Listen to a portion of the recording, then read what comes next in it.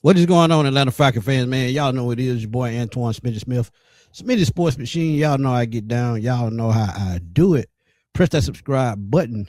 Also, press that notification bell to get my videos.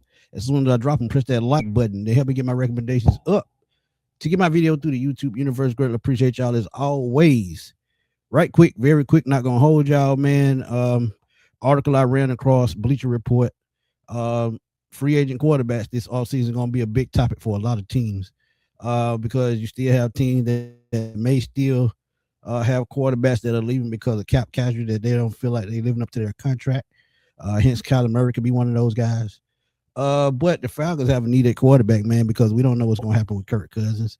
They did lower his salary to 2.1 to create cap space. But at the end of the day, it's going to still be a lot of dead cap space no matter what they do. But they still will save money by cutting him. So they could use that money from him and a couple of other players who they may restructure or cut to create cap space. And I read an article that said it would cut about three to four players. You could create close to 40 million. And I think they may take that approach because you're building a playoff team, you're building a win now team. You got to keep adding pieces, especially with a new coach, Kevin Stefanski. But with the quarterback position, man, Michael Penix also, we don't know what's going to happen with him um, coming up with this season because that 9 to 12 month recovery, and they put a 3 month, addition onto it for a reason because we really don't know what's going to happen and how his recovery is going to go. They say he's trying to get back into working on that leg, but that's a slow process. But honestly, it could be more like 12 months, which is a year, which would probably have him miss most of the 2026 season. But before I get into the rest of it, let's go to this Bleacher Report article right quick. And it's one guy that they put up there, and it's a funny thing because somebody brought this up in the chat before this article even came along. It said this name right here in Joe Flacco. But they think Bleacher Report thinks that Atlanta is the best landing spot for him. But let's get into this quote right quick, or this piece. Why he's the best fit. It says Joe Flacco recently celebrated his 41st birthday, showed he could still sling this past season with the Cincinnati Bengals. It certainly sounds like someone who wants the job in 2026. And he said it was a priority. And I'm somebody who wants to play football, and it is no surprise. Brady played till he was 44, 45, 44, 45, somewhere in there. And Warren Moon was about 44, Brett Favre about 41. I mean, it happens every now and then. But some players hold up at this position longer. Why? Because they don't get hit like they used to, where they do get hit, but they're more protected in today's games, which gives them a little bit more shelf life because of the physicality of the physical nature of the game. But it said if the Falcons don't retain Cousins as a veteran insurance, and it's a possibility still that they could if they cut him and bring him back, like my boy A1 said, Flacco would be the perfect alternative. Stefanski and Flacco helped the Browns to the playoffs in 2023. And see, this is the key right here. And if you remember, he fell asleep on the sideline. That's how new age was kicking in. But it said the Falcons likely get Atlanta off to a hot start. Penix isn't ready to go when the season starts, or if Penix isn't ready to go when the season starts. And see, that's what I'm telling y'all. If he gets off to a hot start and they're doing their thing, say like because he's probably going to start the season off Penix on the IR or physically unable to perform this. And even when he comes back, they still have to open up a 21 day window.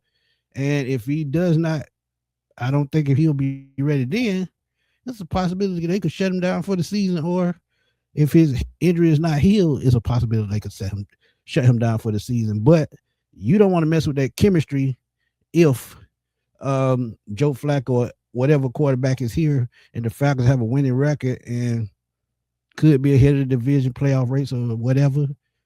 You just don't mess with the chemistry. The Falcons don't quite have the receiving course that the Bengals have, and nobody does. T. Higgins, Jamar Chase,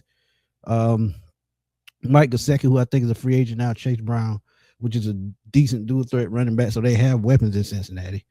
But it says Flacco will probably find success alongside London, Robinson, and Pitts, assuming Pitts is retained in free agents. As I told y'all, I think Pitts could absolutely be retained in free agency because if you think about the dynamic of the entire situation, you likely won't have to pay him as much as you pay Drake London.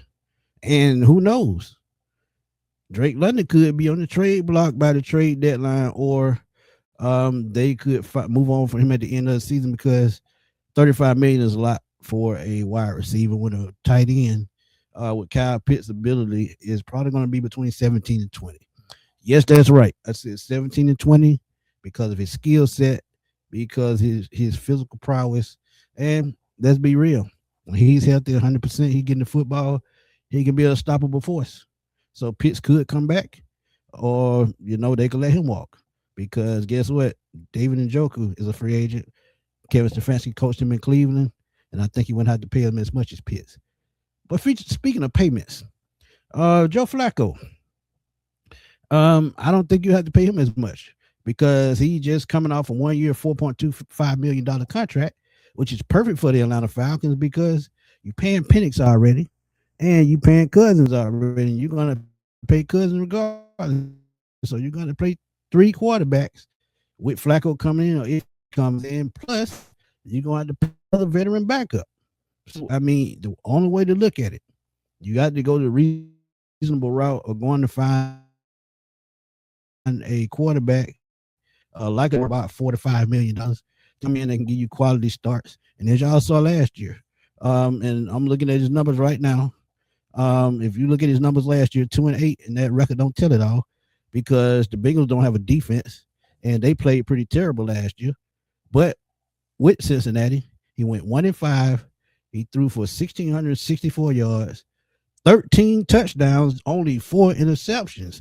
So when he's in the right offense, in the right system that fits his skill set, Joe Flacco can still sling it, man. And if you look at the Cleveland side of things, only 1-3, 58%, 2 touchdowns, 6 interceptions. Let's be real. The Browns had nowhere near as much talent as the Bengals, and nowhere near as much talent as the Falcons on offense. So when you look at that, in itself, and if y'all remember, he also won Comeback Player of the Year for the Browns in 2023, a year that Kevin Stefanski won Coach of the Year. So, I mean, it makes a lot of sense for Joe Flacco to come to Atlanta, and price-wise, it makes sense. But if you want to save money, that is the best route. So, Joe Flacco to the Atlanta Falcons, I think it makes a lot of sense. I think if you think about the weapons that the Falcons have, no matter if Kyle Pitts comes or goes, they can bring in more weapons, more offensive skill. You still have the best running back in the league in Bijan Robinson. So it ties well together to me. But what do you think? Should the Falcons bring in Joe Flacco? I want to know y'all thoughts on this. Drop them in the comment box and let me know. This your boy Antoine Smith signing off. I will holler at y'all soon, man. Peace.